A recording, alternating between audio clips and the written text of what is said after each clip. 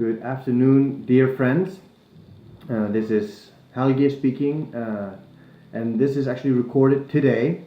I came to church this morning and I seem to be coming down with some kind of flu, and I figured that it will probably get worse as the day progresses. So rather than sticking around and being very sick and giving it to some of you, I'll go home and rest but record this message beforehand. The message today is part of the series we're doing about stewardship, and I apologize for the quality of sound. It is not going to be great. I'm recording this on my phone in my office, but I thought it was maybe fitting in a way to make use of time. The theme today is time under this heading of stewardship, to be good stewards of our time. So I figured I'll use my time while I have it. If you have your Bibles with you, you can open with me to the book of Psalms, chapter 90. And I'll be standing a bit like this, so I'm closer to the microphone on the phone. If you open to Psalm 90, this is often called the book of Moses, or the Song of Moses, sorry. And Moses is writing, and if we just read from the first couple of verses. Lord, you have been our dwelling place in all generations. Before the mountains were brought forth, or ever you had formed the earth and the world, from everlasting to everlasting you are God. And the theme of this psalm is basically to talk about the eternity of God and the short lifespan of man. Because in verse 3 we read, you return man to dust and say, return, O children of man, for 1,000 years in your sight are but as yesterday when it is past, or as a watch in the night. You sweep them away as with a flood. They are like a dream, like grass that is renewed in the morning. In the morning it flourishes and is renewed. In the evening it fades and withers. And then if we just continue with the psalm and we go down to verse 10. The years of our life are 70, or even by reason of strength 80. Yet their span is but toil and trouble. They are soon gone, and we fly away. Who considers the power of your anger, and your wrath according to the fear of you? So teach us to number our days, that we may get a heart of wisdom. And then there's a prayer that the Lord would establish our hands and show favor upon us. I really like the metaphor in this psalm, where he talks about how a long period of time for us is just like a day before the Lord. And how we, compared to God, are like grass or like flowers that blossom in the morning, but by night they have withered. And I guess for most of us, if you've lived a year or two, there are things that have come and gone in your time. Those of you that are grandparents or great-grandparents, you understand when you see a parent with their first child and they are a bit tired looking, they look like they've just been through the washer because they haven't slept, and maybe they're bemoaning that they can't do things they did before. Because you've been there, you've seen it with your children, you've seen it with your grandchildren, your thought is cherish this time because it will go by quickly, right? These children grow up so fast. You're changing their diapers now, and then they're driving you to the store tomorrow, right? It just happens in a moment. And because you've been there, because you have seen how quickly this passes by, you look back and your thought is maybe, oh, I wish I would have cherished it more. They were children by the morning, and in the evening they were adults. And just when we look, it's just the same when we consider God's perspective on our lives. Because he is eternal and we are temporal, it goes by so quickly. And the fact is that life kind of does that. It goes by very quickly. Each stage of our lives are usually almost over before we learn to appreciate them, or before we really understand where we are. So the psalmist, and I imagine Moses writing this, this is the Song of Moses. I don't know if Moses wrote it or if David wrote this based on Moses' writings. But the prayer is this. I picture an old man a man who is approaching the end of his life, or at least a man that has seen life and has gone through life with many people. And his prayer is this: Lord, teach us to number our days, that we may gain a heart of wisdom, or a wise heart. Because you see, when it comes to time, that's actually, it's kind of a double-edged thing, because none of us knows how much time we have. None of us know exactly how many years we're going to have on this earth. I have seen people taken away in the prime of their lives. Some of them had a little bit of notice, they got a diagnosis, and then in a few months they were gone. Some of them, I remember there was a man I worked with. We worked with him on Sunday. We said goodbye at the end of the day. He was patting his belly, saying, "Oh, I look forward to going home and having some Sunday steak." And he went home and he ate his steak. He went to sleep and he never woke up again. A man in the prime of his life, a man who had children that were about to have children. He had no notice. He did not know that his time had come and he would not get another day to do maybe what he believed in most. He would not get another day to say the things he wanted to say the most to the people he loved. And then there are people that live a long life. There are people that are healthy until they're 100. You do not know. The only thing we know is that we have today. So one thing about time is you do not know how much of it you have. And the other thing about time is that all of us are allotted an equal amount of hours per day. We all get 24 hours per 24-hour cycle. We all get 7 days in the week. And the question is really, how do we make use of that time? And I think the quicker we realize that time is not a renewable resource, the quicker we realize that we only get one shot at this life, the quicker we realize that even though maybe you are young right now, you feel strong right now, and you have a lot of options open, actually time is ticking away very quickly. Each day that passes by is a day that will never come back, with opportunities that will never come back.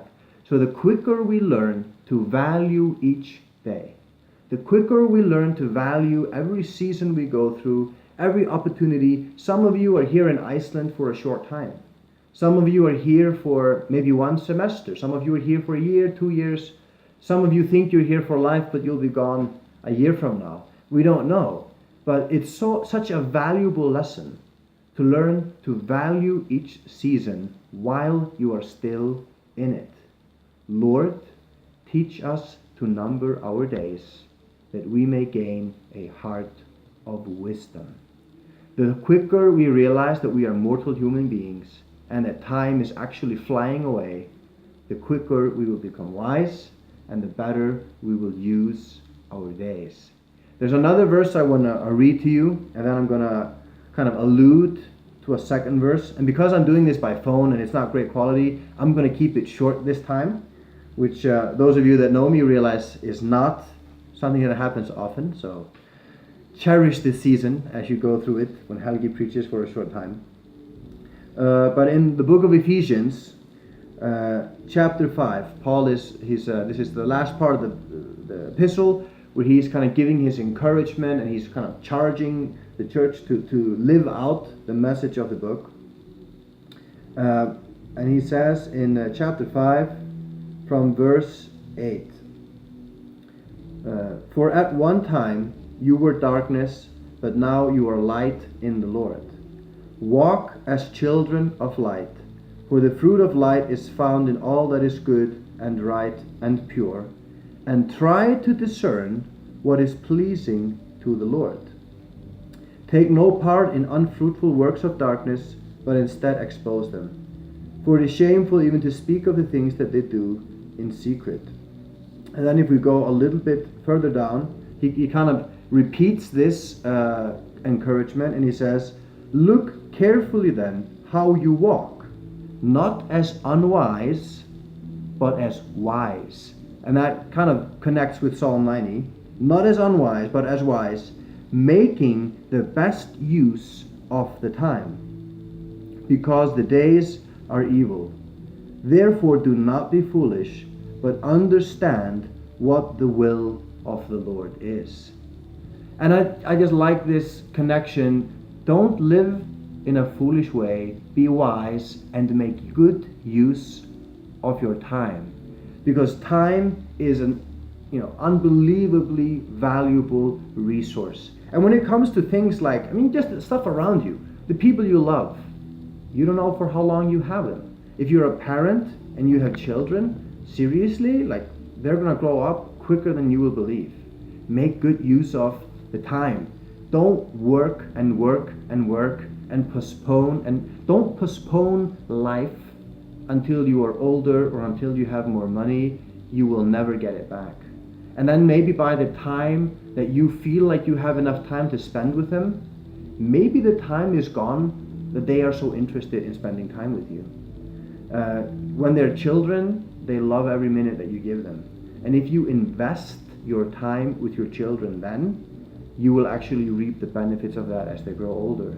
If you say no to them now, if you push them away now, when you are interested in talking to them, you actually may reap what you have sown, and they will not be interested in talking to you. It's the same with your marriage. If you're in a marriage relationship, or if you're in a relationship that you see as a future thing, seriously, never prioritize friends or work or hobbies or anything above your spouse. Because right now, maybe you're both young and attractive and full of energy, and you foresee yourself as living together, and you're still interested in one another. If you do not invest in your relationship, you're actually going to grow apart. What you invest your time in is actually who you will become. If you waste your time or you prioritize your time in the wrong way, you will actually end up reaping something totally different than you would have done had you sown your time wisely. And there's another verse that Jesus speaks about, where Jesus is speaking in the Gospel of John. And he says, "Let us use the day, because night is coming when no one can work." Right now, you have today. Right now, you have opportunities. And Jesus is talking about, I kind of connected with just the time and place where we live. And I think this has applied to many places in the world, that there was maybe a season of grace where Christians were able to publicly witness to their faith, publicly evangelize, build churches, be visible. But then times changed and the church became persecuted, and you couldn't publicly witness, you couldn't publicly invite people to church or preach in the streets or whatever. You don't know how long you have. And we've seen this happen, for instance, right now, like in Russia, they've passed laws that seriously restrict the freedom of Christians to witness publicly. It was not so a few years ago. Work while there is time, work while there is day. We've seen the same in China before the Cultural Revolution. They had missionaries, they had church growth, they had people, evangelizing and preaching the gospel. The Cultural Revolution comes along, and all the missionaries had to leave. Churches shut down. You were forbidden from preaching the gospel. Work while it is day, because night is coming. And I'm not trying to be a preacher of doom and gloom. I'm just saying the wisest thing you can do is not to postpone life. Don't postpone the things that you when you look back at your life, you would wish you had done. And I think the biggest thing about time is that it doesn't matter whether you were born poor or you were born rich. We all get 24 hours in the day. We all get 7 days in the week. And it is very true that maybe depending on your life circumstances, you have different levels of freedom or free time. If you are in a situation where you're maybe a single parent and the rent is very high and you have to provide for your kids, like yes, maybe you are working 2 jobs and you don't have a lot of free time. Like my heart goes out to you, and I understand some of us are in that position. But the question then really is, what do you do with the few hours you have at your disposal? Do you do what so many of us modern people are tempted to do? You just switch off. You're stressed, you're trying to relax, so you just turn on some entertainment and you try to escape the world for a while, that is something that can, I mean, sometimes you just need to kick back and relax. Like, I get that. But if you consistently do that, I would say you're wasting your time. Especially if you have little time, that's a very precious resource that you're wasting on Netflix or whatever. There was someone who said, ultimately, and I think it's a good quote, I just can't quote who it was. Ultimately, how we spend our days is how we spend our life. Because honestly, your life is just the sum of the days you live. So you're not going to make a decision, what is the monumental thing I will do with my life? Our life is basically what we choose to do every day. If I choose every day, I'm going to spend time in the Word of God, and I'm going to make sure I'm in step with the Spirit of God, so that the Spirit of God has freedom to kind of give me a tap on the shoulder and use me in my everyday life, that will be what defines my life. If I choose that I am too tired for that, and I'm rather just going to watch something, or I'm going to play a video game, or I'm basically going to do something that is not edifying, in the end, that will be how I led my life. So time is something that we all have. Time is something that we all are given, and time is one of the most valuable things that we have at our disposal. But the question is, how do we use it? How are you using your time? And my encouragement to all of us is a little bit, let's just stop and look at how we use our life. Look at how we use our time. Look at the last 5 years. What have you done with your life? What would you like to have done? And the thing is a little bit, time goes by so fast. I remember there was a time not too long ago, for those of you who know me, I'm sorry, I keep using this illustration, but it's very relevant to my life. I've always struggled with weight my whole life. I think in my whole life only once would I say that I felt that I was, reasonably fit. And I've been going to this CrossFit gym since it opened. It was in a garage. I'm not even sure how many years ago that was. And then I've been like on and off, like our son was born 6 years ago, and I really was diligent for like a year and a half. Like I would go very frequently. Like there was one summer I went like 4 or 5 times a week. That's the one time I felt relatively fit. And then I got sick, and I kind of got out of the rhythm, and I've never really been so diligent since. So maybe that's 4 years ago or something. And if I think about it now, if I would not have given up, had I consistently just done the workout, eaten my healthy food, I would probably be in very good shape right now. I can't get those years back. I wasn't doing anything more important with my time. I wasn't doing anything that was more pressing. It was just like, each day I didn't feel like doing it. And every day that I didn't feel like doing it was a day that would never come back. And I was probably just doing other things that were easier, taking the path of less resistance. And this is just like one example. Like now I wish I would have used my time better, because I would be in such a great place right now. I was listening to a message the other day. I actually highly recommend it. It's a series from Life Church called I Choose. And the message was pain over regret. The pain of discipline over the pain of regret. And it's really this what I'm trying to get at. Like, time is being spent. You are using time. You can choose whether you are going to discipline yourself today, or whether you're going to look back 5 years from now and regret. I have never heard of anyone in an old people's home regretting that they lived too much. When you go to a retirement home and you talk to people who are looking back on their life and who are reevaluating the choices they made, do you know what they regret? They regret not spending more time with their children. They regret not having taken that risk. There was something that their heart was burning to do, something that they had a passion to do, but it was risky, so they played it safe. They regret playing it safe. They regret not valuing the time they had when they had it. They regret not valuing their health while they had it.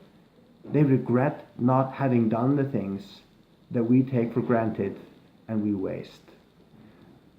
May the Lord give us wisdom, that we learn how to number our days so that we may gain a heart of wisdom. Redeem your time. Take control of your time.